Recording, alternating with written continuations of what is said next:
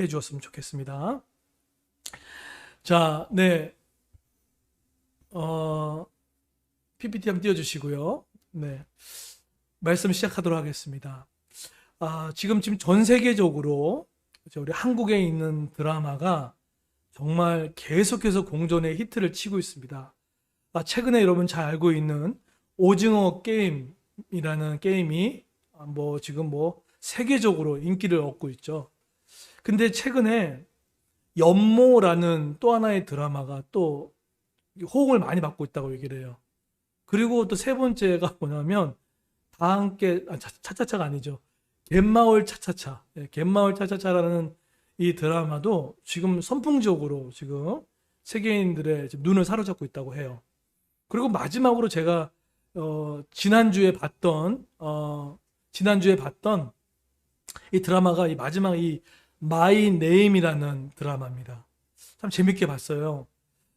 이 영화도 지금 넷플릭스에서 거의 오징어 게임이라는 드라마 다음으로 세계적으로 좀 조금씩 이렇게 선풍적인 인기를 끌려고 하는 드라마입니다. 여러분, 이 드라마의 핵심 내용은 언더커버 이야기입니다.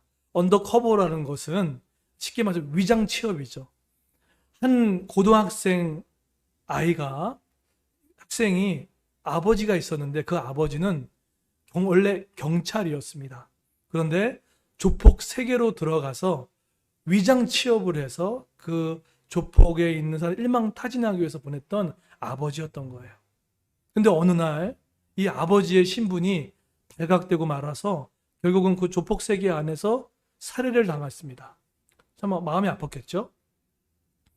결국 그것을 통해서 아버지의 죽음을 당하는데 이 고등학생밖에 안 됐던 이 주인공 이 여학생이 생계를 책임지고 있는 아버지, 엄마는 먼저 돌아가셨고요.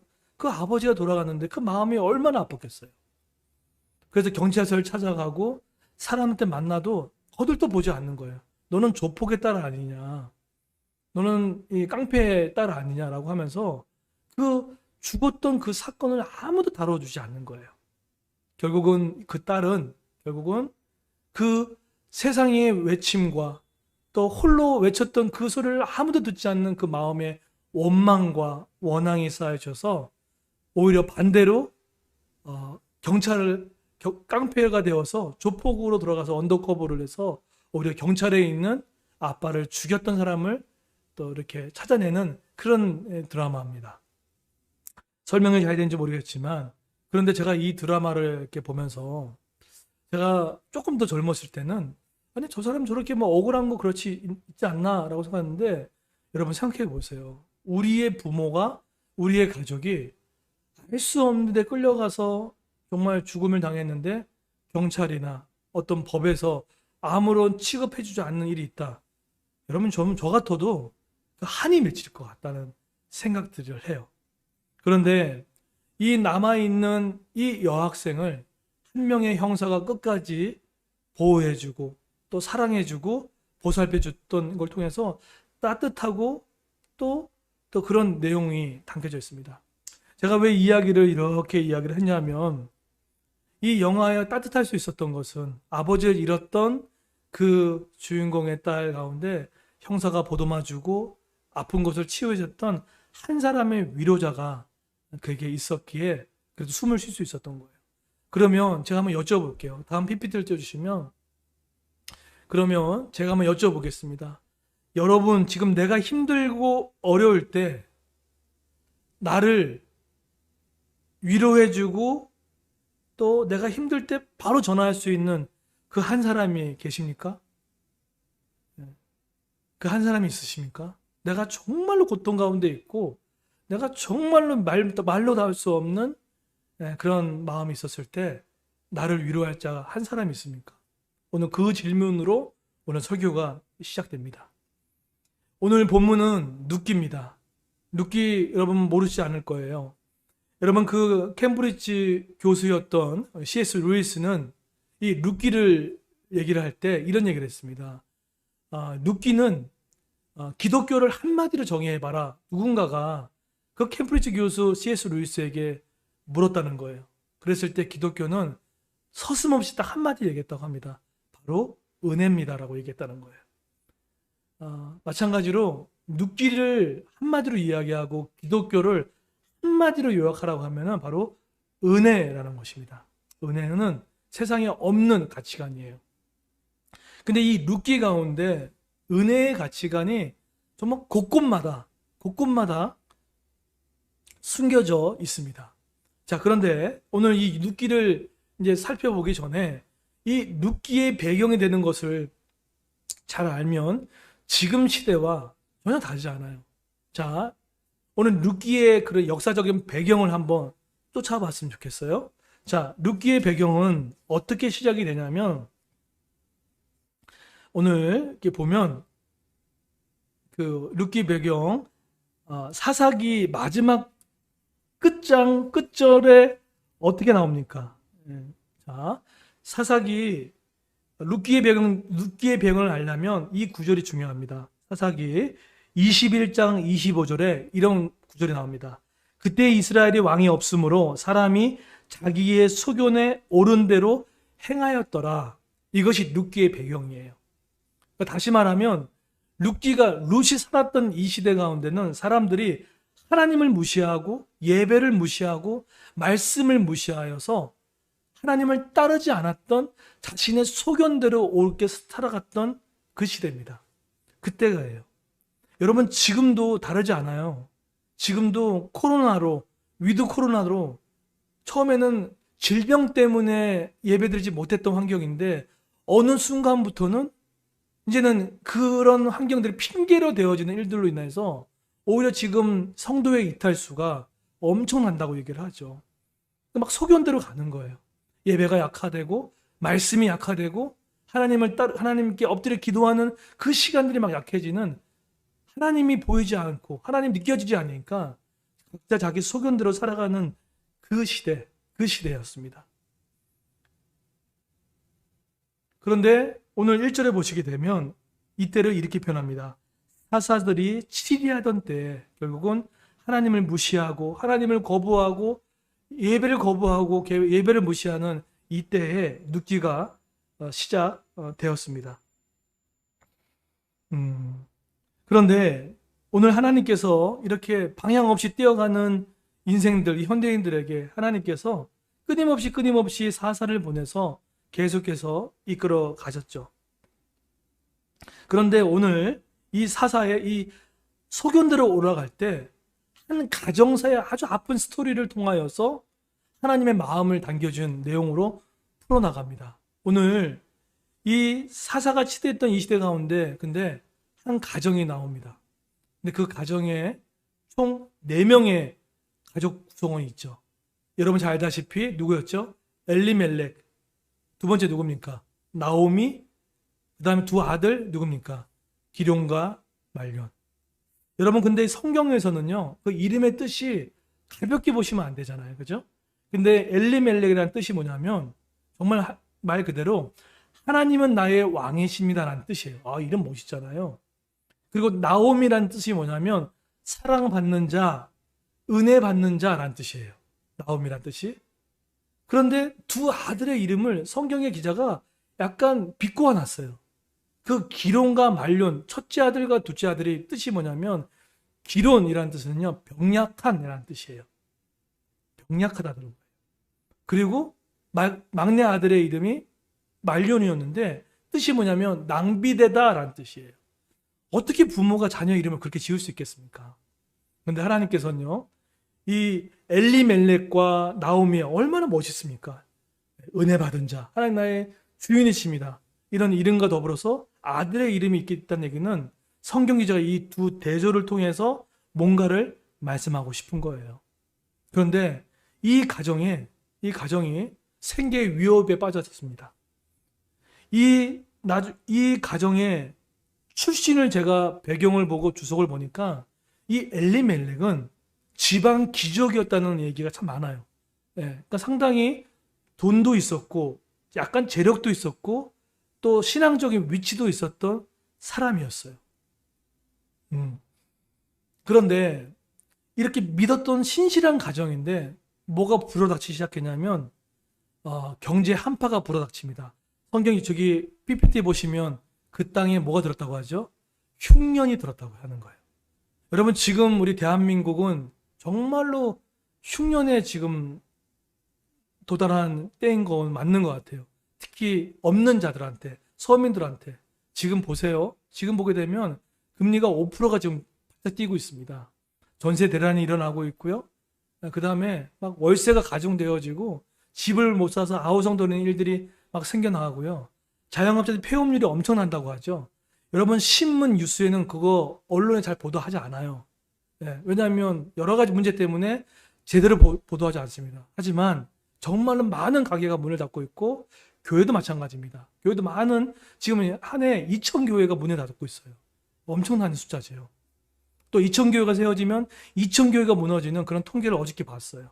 많이 무너지고 있습니다. 그러니까 어쨌든 지금 대한민국 사회 가운데 경제적인 금융의 한파가 많이 몰아닥쳤단 말이에요. 그러면 여러분은 어떤 선택을 하겠습니까? 당연하죠. 내가 생계를 책임지고 있는 가장이라면 새끼들 먹여 살려야 되잖아요. 그렇죠? 영적인 것만 붙을 수는 없잖아요. 중요하지만. 그래서 이 엘리멜렉인 가장도 새끼들 먹여 살리기 위해서 고향 땅 유다 땅에서 벗어나서 어디로 갔습니까? 모압으로 가족들을 데리고 이민을 간 거예요.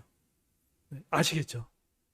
영적으로 하나님의 나의 왕이시고 또 은혜 받은 부인이 있었지만 생계의 한파가 무뎌닥치니까 견딜 수가 없었던 거예요. 그랬더니 야 무슨 신앙이냐 무슨 예배냐라고 상관없이 모압이라는 땅을 걸어갔습니다. 근데 이 모압은 하나님이 결코 인정하지 않는 땅이에요. 그래서 이 모압이라는 땅은 아주 배신을 하고 하나님 보시기에 아주 간교한 민족이기 때문에 하나님의 총회에도 들어오지 못하는 아주 악한 민족인데 먹고 살기 위해서 이 가족들을 데리고 굴러 간 거예요. 네. 그런데 오늘 룻기 1장 1절에 보시게 되면 모압 땅에 갔는데 얼마나 의지를 갖고 갔냐면 이런 표현을 합니다. 한번 들어보세요. 1장 1절에 보시면 사사들이 치리하던 때에 그 땅에 흉년이 드니라. 유다 베들레헴의 한 사람이 그의 아내와 두 아들을 데리고 모압 지방에 가서 거류하였는데 라고 표현해요. 뭐 한다고요? 거류하였는데 라고 표현해요. 거류가요. 이게 히브리어 원문에 가면 단순히 내가 가서 잠시 있다가 와야겠다는 그런 단어가 아니에요. 이 단어는 상당한 굳은 의지가 있는 단어입니다. 그러니까 한마디로 아예 안 돌아오겠다는 거예요. 그러니까 내가 만약에 대한민국에 살다가 야, 못 살겠다. 내가 외국에 가서 완전히 뿌리를 내려야겠다. 완전히 이 의지적인 결단을 하고 갔던 거예요. 그렇다고 봤을 때 이 하나님을 믿었던 엘리멜렉의 가정은 신앙이고 뭐고 예배고 뭐고 온라인 예배도 뭐든 필요 없어요. 그만큼 이 생계의 위험은 엄청난 거예요. 다 같습니다. 그런데 이렇게 갔을 때 이 가정에 좀 비극사가 일어납니다. 어떤 비극사가 일어납니까? 이유는 어떤 질병 때문에 죽었는지 모르겠지만 모든 아내와 생계를 책임지고 있는 가장 엘리멜렉이 하나님의 부르심을 받습니다. 근데 사실 제가 이게 아주 부드럽게 표현했지만 죽었어요. 네. 생떼 같은 두 아들을 남겨놓고 그래도 다행히도 결혼까지 시켰더라고요. 그리고 10년 후에 어떤 일이 생겼냐면 여러분 제가 기도하는 것 중에 하나는 기도가 뭐냐면 이런 기도를 해요. 좀 제가 너무 좀 걱정이 앞서는지 모르겠지만 하나님 아들을 앞세우는 부모가 되지 않게 해달라고. 무슨 말인지 아시겠죠? 자녀가 부모보다 앞에 가면 그거는 남아있는 부모의 영원한 고통이에요. 그렇죠? 정말 아픈 거예요. 그런데 엄마 나오미를 남겨놓고 두 아들이 정말 입에 담지 못하겠지만 죽고 말았어요. 누가요? 요즘에 이 한 가정의 이 비극사를 보세요. 남편이 죽고 생계를 책임져준 남편이 죽고 생떼 같은 두 아들이 죽고 남아있는 건 나오미 홀로 그리고 두 며느리 남았어요. 여러분 저는 이 설교를 하면서 정말 마음이 이게 절절한 고통이 전해져 왔어요. 얼마나 힘들었을까? 얼마나 힘들었을까? 어떻게 살아갈 수 있을까? 여러분 지금도 그렇지만 남편을 잃어버리고 혼자 이 험한 세상을 생계를 이끌어간다는 건 정말 어려운데 그 시대는 더했습니다. 나오미가 겪은 일은 남편이 죽어 이제 생계도 막막하고 그럼 남편이 죽고 나 누굴 의지했겠습니까? 두 아들 의지했을 거 아니에요. 근데 두 아들도 없어요. 그럼 누굴 의지합니까? 하나님 의지하라고 하지만 여러분 사람은요 보이는 거에 의지할 수밖에 없어요. 해요. 예. 예. 보이는 거에 의지할 수밖에 없던 연약한 인간들입니다. 근데 지금 나오미의 인생이에요. 나오미 인생 가운데 아무도 도와줄 사람도 없고 홀로 남았습니다. 어디서요? 모압 땅에서. 이국만리 모압 땅에서 홀로 남은 여인, 그게 나오미였습니다. 그런데 하나님이 이 비극적인 가정사를 보여주면서 하나님은 어떤 이야기를 하고 싶었을까요? 사실은 어떤 이 가정사의 이야기를 하나님이 끄집어내면서 지금 이스라엘의 민족의 영적인 분위기가 이렇다는 것을 지금 하나님이 이 가정을 통해서 지금 보여주시고 있는 거예요. 어떤 그림이었습니까? 하나님의 나의 왕이시다. 너무 좋죠. 나오미 은혜 받은 자다. 이름 얼마나 멋있습니까? 그런데 그 이름이 멋있는 것은 멋있는 건데 실제적으로 하나님의 체험도 없고 정말로 하나님에 대한 이 부분들이 사라지고만 형식만 남아있는 이스라엘, 껍데기만 남아있는 이스라엘을 하나님 보셨다는 거예요. 죽어 있는 거예요. 다 죽어 있는 거예요. 여러분 성경에서의 흉년은 사실은 좀 죄송하지만 하나님의 심판이 있어요. 네, 심판에 많이 가까워요. 때문에 지금 하나님께서는 지금 유다 땅에 흉년이 들었던 얘기는 하나님의 믿는 이 땅 가운데 흉년이 들었다는 얘기는 그만큼 이스라엘을 향한 하나님의 거룩하고 사랑의 징계가 임했다는 거예요. 징계가 임한 거예요. 여러분 성도가 인생을 살면서 징계가 없다고요?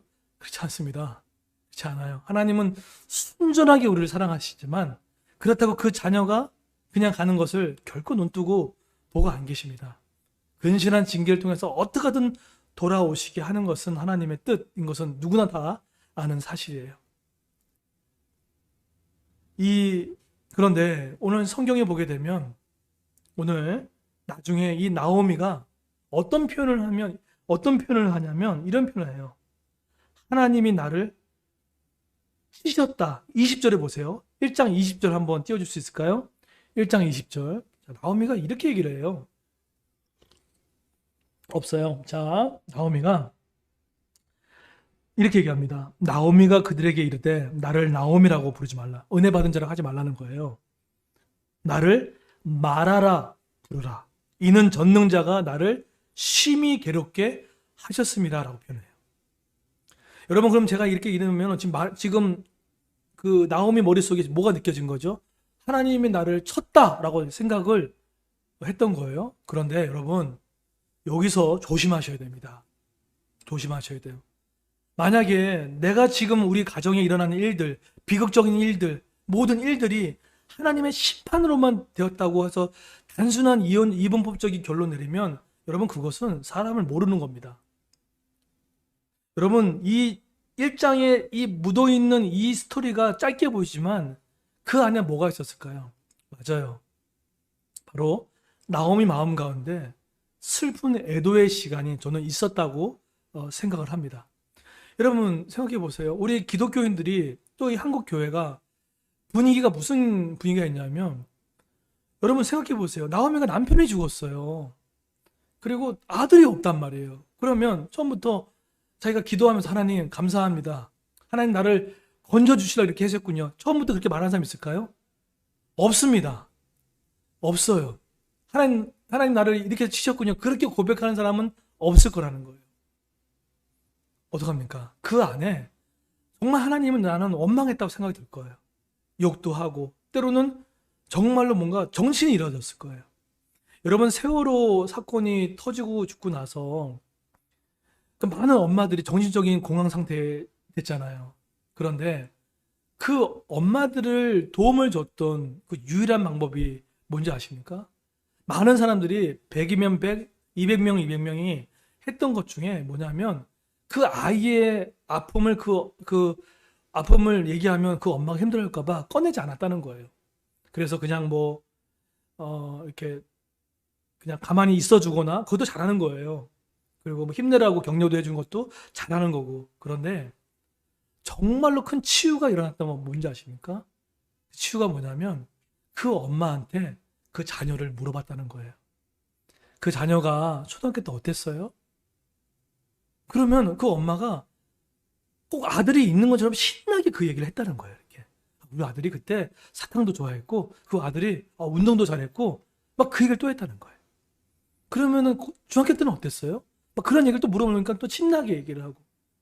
여러분, 우리가 상식적으로 생각했을 때는 그 슬픔을 꺼내놓는 것이 정말 힘들 것 같은데 엄마는 그 얘기를 계속해서 묻고 얘기 나누면서 뭘 하고 있는 걸까요? 그렇죠. 애도하고 있는 거예요. 애도하고 있는 거예요. 애도하고 있는 거예요. 그 감정들을 어떻게 풀어내는 작업들을 계속해서 해 나감으로 인하여서 보는 거예요. 왜 그러냐면요. 자식을 떠나보냈기 때문에 엄마의 마음과 죄책감이 있는 거예요. 내가 살아도 되나? 내가 그때 안 보냈어야 되는데, 그때 수학여행을 안 보냈어야 되는데, 이런 마음이 없었을까요? 그 죄책감에 평생 시달린단 말이에요. 그런데 그렇게 물어줌으로 인하여서 내 아이를 기억하는 그 엄마들이 회복이 완전히 치유는 없어요. 근데 일어나고 웃고 했다는 제가 그 책을 보고 인터뷰를 들었던 기억들이 있습니다. 나오미도 마찬가지입니다. 나오미도 옆에서 며느리들이 그것을 물어봤을 것 같아요. 얘기했을 것 같아요. 그리고 토해냈을 것 같아요. 왜냐하면 근거가 있어요. 그래서 여러분, 우리 믿는 성도 있습니까? 나의 마음에 흘러나오는 모든 마음들이 있어요. 화, 짜증, 여러 가지 염려, 두려움들 있잖아요. 여러분, 그것들을 기독교의 이름으로 누르는 것이 다 능사가 아닙니다. 그것들을요, 건강한 방법으로, 운동이면 운동, 아니면 대화면 대화, 말로써 건강한 방법으로 상대방에 피해가 주지 않는 정도로 이렇게 풀어내는 것들을 해야 돼요. 왜 너는 짜증을 내? 왜 너는 염려를 많이 해야 돼? 그렇게 정지하면 안 됩니다. 성경은 부정적인 감정에 대해서 건강하게 생각을 해요. 여러분, 이러한 건강한 애도의 과정을 거치면 그다음부터 하나님의 뜻을 묻게 됩니다. 하나님, 그때 왜 그렇게 하셨습니까? 하나님, 이것을 향한 하나님의 방법이 무엇입니까? 제가 교회 위기에 2번 닥쳤을 때도 마찬가지예요. 패닉이 왔는데 처음에 하나님 뜻이 무엇입니까? 그거 기도 안 나와요. 그런 것처럼 나오미의 마음 가운데 그런 모습이 있었다는 거예요. 그런데 이런 나오미의 인생 가운데 하나님께서 여쭤볼게요. 이렇게 절망에 놓여있고 애도 기간이 끝나고 있었던 나오미 인생 가운데 룻이 먼저 찾아왔을까요? 하나님의 은혜가 먼저 시작됐을까요? 다시 한번요. 이렇게 지금 혼자 남아있잖아요. 그렇죠? 지금 나오미는 유다에 가기도 뭐한 거예요. 저런 남편 잡아먹은 누구 손가락 받을 수 있고 저런 영적으로 배신한 여자 별의별 소리를 다 들었을 거예요. 가기가 어려웠을 거예요. 그런데 여쭤볼게요. 룻이 먼저 찾아왔습니까? 하나님의 은혜가 먼저 나오미에게 찾아왔습니까? 뭐가 먼저입니까? 죄송하지만 룻이 아니에요. 며느리 룻이 먼저 오지 않았어요. 하나님의 은혜가 먼저 찾아왔습니다. 그게 어디 나오냐면요. 우리 1장 6절입니다. 1장 6절에 보시게 되면 제가 읽어드릴게요. 그 여인이 모압 지방에서 여호와께서 자기 백성을 돌보시사 그들에게 양식을 주셨다 함을 듣고 이에 두 며느리와 함께 일어나 모압 지방에서 돌아오려 하려라고 합니다. 다시 한번요. 여호와께서 뭐 했다고요? 자기 백성을 돌보시사 그들에게 양식을 주셨다. 룻이 나오미를 먼저 찾아간 것이 아니라 하나님께서 어떻게 했다고요? 지금 그들이 배신하고 돌아선 그 유대 땅에 뭐가 있겠다는 얘기입니까? 풍년이 들기 시작했다는 거예요. 더 정확하게 얘기하게 되면 추수후가 되었다는 거예요. 곡식이 자랐다는 거예요. 그러니까 그 성경은 이 풍년은 뭘 상징할까요? 그렇죠. 하나님의 은혜가 시작됐다는 거예요. 그 성도의 인생에 하나님이 개입하셨다는 거예요. 그리고 그 공공에 있었던 유다 땅을 하나님이 먹여 살리시는 재정의 은혜를 공급하시고 사람을 살리시는 공급의 은혜가 이렇게 표현된 거예요. 백성을 돌보시사 그들에게 양식을 주셨다. 누가 돌보고 누가 양식을 줬다는 거예요? 하나님 주셨다는 거예요. 여러분, 룻이 나오미를 먼저 찾아간 것이 아니라 하나님이 앞서서 뭐죠? 은혜가 시작이 된 거예요. 여러분, 이제 이 섭리가 얼마나 기가 막힌지 역사적인 배경에 의하면 나오미가 유대 땅에 돌아섰을 때 실제적으로 그 기후가 추수 후라고 이야기를 합니다. 그러니까 곡식이 충만하게, 열매가 풍성하게. 만약에 그 전에 돌아갔다 그러면은 어디서 먹고 살 수가 있었겠어요. 근데 하나님께서 미리 우리 성도들의 그 먹을 것을 다 준비시키시고 예비시키시고 했던 거예요. 그래서 나오미가 그 이야기를 듣고 돌아가서 그 이삭을 떨어진 것을 먹고 살 수 있는 생계의 문제가 해결된 것입니다. 제가 늘 얘기하죠. 사람의 노력과 열심보다 사실은요, 보이지 않는 하나님의 손길이 먼저 시작됩니다. 먼저 시작돼요. 그래서 우리가 나중에 그걸 고백하잖아요. 아, 하나님이 그때 이렇게 도와주셨구나. 하나님이 이것 때문에 이렇게 먼저 하셨구나. 이 고백, 우리 이 육적인 눈으로는 잘 안 보여요. 네, 근데 하나님이 이렇게 감싸 안고 있다는 거예요. 삶의 흉년을 겪고 있는 장년도 계실 겁니다. 재정의 흉년을 겪고 있는 장년도 계실 거고, 부부 관계 가운데 흉년을 겪고 있는 분도 계실 겁니다. 그런데 하나님이 그거 안 보실까요? 아니에요. 여호와께서 돌보시사 양식을 주셨다 함을 뭐죠? 그들이 느꼈다는 거예요. 여러분, 근데 정말 복된 게 무엇입니까? 그런데 그 은혜가 하나님의 은혜로 끝나지 않고 우리처럼 너무나 성경에 약하고 부족한 우리를 위해서 하나님이 룻이라는 선명한 인물을 나오미에게 붙여줬어요. 다음 PPT를 보세요. 그러면서 그 외롭고 소망 없고 아무도 거들도 보지 않는 그 다음 거요. 없는 나오미에게 한 명의 여인이 하나님이 보내주십니다. 그게 누굽니까? 모압 여인 룻이에요. 그랬더니 뭐라고 얘기합니까?